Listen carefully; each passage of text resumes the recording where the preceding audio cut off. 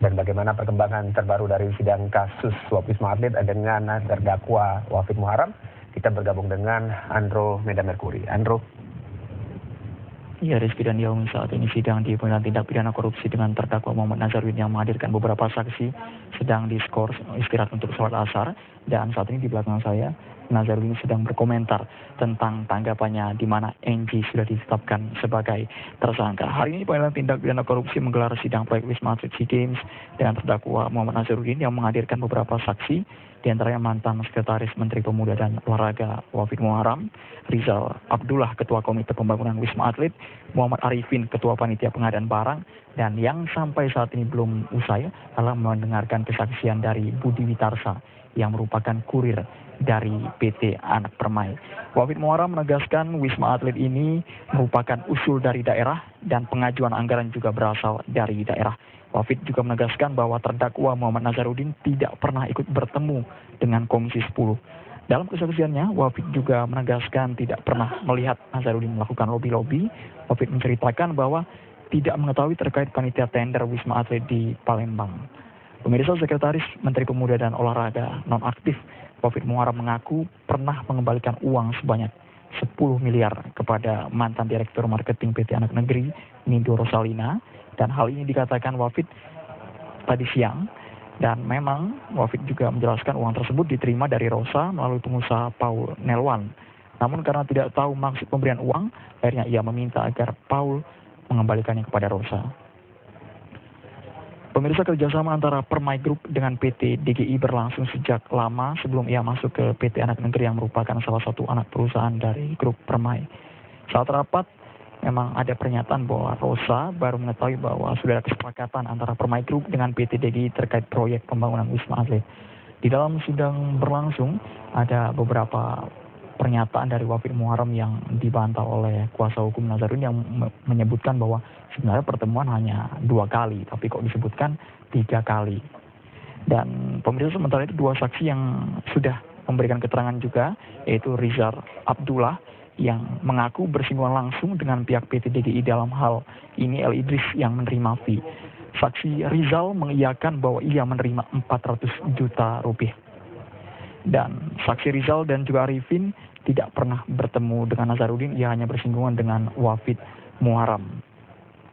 Rizal pernah bertemu dengan Wafid Muharram di kantor beliau, dan Rizal Abdullah mengetahui rencana proyek pembangunan Wisma Atlet SEA Games dan panitia pelelangan tidak komplain terkait final report PT DGI. Dan pemirsa, untuk mengetahui bagaimana tanggapan kuasa hukum Muhammad Nazarudin terkait telah ditetapkannya Angelina Sondak sebagai tersangka, saat ini telah bersama saya Bapak Hotman Paris. Pak Hotman, kita telah mengetahui bahwa ada pernyataan sebelumnya bahwa Iwayan Koster, Angelina Sondak, berdasarkan dugaan Anda akan benar-benar menjadi tersangka. Dan tadi sore Angelina Sondak memang benar-benar ditetapkan oleh KPK sebagai tersangka. Tanggapan Anda seperti apa, Pak? Kejadian hari ini di mana NG menjadi tersangka merupakan bukti bahwa satu demi satu nyanyian dari Nazarudin itu benar. Dia udah bolak-balik mengatakan bahwa NG harus jadi tersangka, ternyata terbukti benar sekarang. Karena KPK kan pasti sudah melihat bukti-buktinya, harusnya dari dulu itu. Yang kedua, Nazarudin juga teriak-teriak bahwa ada hampir 80 miliar uang dibawa ke Munas Partai Demokrat di Bandung. Ya, banyak orang, pihak-pihak yang dituduh membantah melulu, tapi sudah 3 saksi di bawah sumpah mengatakan benar itu uang dibawa ke Bandung. Ya, jadi Nazarudin ini sudah menjadi whistleblower, harusnya dikasih kredit, harusnya dilindungi ini agar terbuka semuanya. Dan KPK nggak boleh tanggung, karena kalau NG jadi tersangka, maka Julianis yang merupakan tangan kanan daripada Anas harus jadi tersangka, karena Julianis lah yang mengatur antara duit 3M dan 2M ke NG. Julianis harus jadi tersangka, karena Julianis lah semua yang mengatur uang itu ke DPR.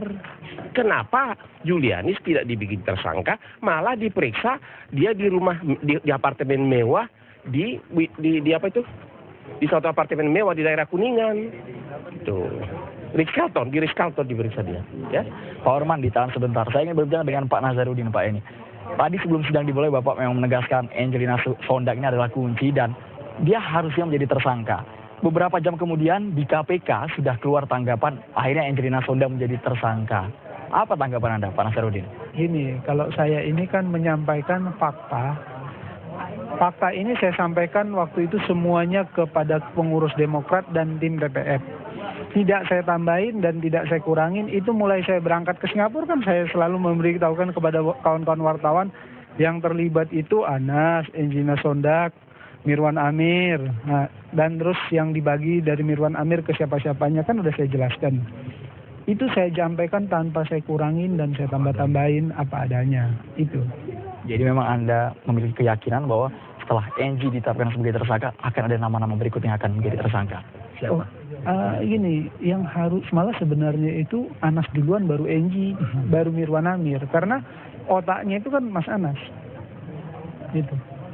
Jadi kira-kira beberapa nama lagi siapa? Prediksi Anda? Itu ya Mas Anas ya, Mirwan Amir. Itu harus karena memang itu yang otaknya dari awalnya. Gitu. Jadi memang dengan adanya atau dengan telah ditetapkannya Angelina Sondak sebagai tersangka, Anda memiliki keyakinan bahwa setelah nama Enggi akan ada nama Anas Urbaningrum yang harusnya sudah sesegera mungkin ditetapkan sebagai tersangka itu. Mestinya seperti itu. Dan saya minta gini, Bu Enggi, buka aja apa adanya, jangan ditambah-tambahin dan dikurang-kurangin. Apa itu yang jangan ditambah-tambahin dan jangan dikurang-kurangin? Tentang bahwa siapa yang mengarahkan dia, tentang uang yang sudah diterima dia realisasikan kemana aja. Itu aja, faktanya aja dia buka. Iya. Ya. Jadi Pak Onman progres ke depan Pak, apa langkah yang akan ditempuh kembali Pak ini Pak? Langkah ke depan kita konsentrasi di kasus ini karena sampai hari ini tidak ada saksi atau bukti apapun yang menyatakan bahwa Nasaruddin ini menerima uang komisi. Berarti unsur deliknya satu tidak terpenuhi. Bahkan tidak tahu. Kalau begitu sudah dakwaannya harus sudah tidak terbukti, kabur. Unsur deliknya tidak terpenuhi sudah. Sampai hari ini sudah semua saksi kunci diperiksa, tidak ada yang mengatakan bahwa Nasaruddin ini terima uang, menikmati uang dari DGI. Saya tadi sempat mendengar sebelum sidang ini dimulai ada nama Iwayan Koster yang juga Anda sebutkan bahwa ini juga layak untuk menjadi tersangka. Tanggapan Anda? Nah gini, kalau soal Iwayan Koster itu sebenarnya dari awal kan semuanya sudah saya sampaikan, semuanya udah terang benderang. Nah biarlah KPK, mau saya segera aja, jangan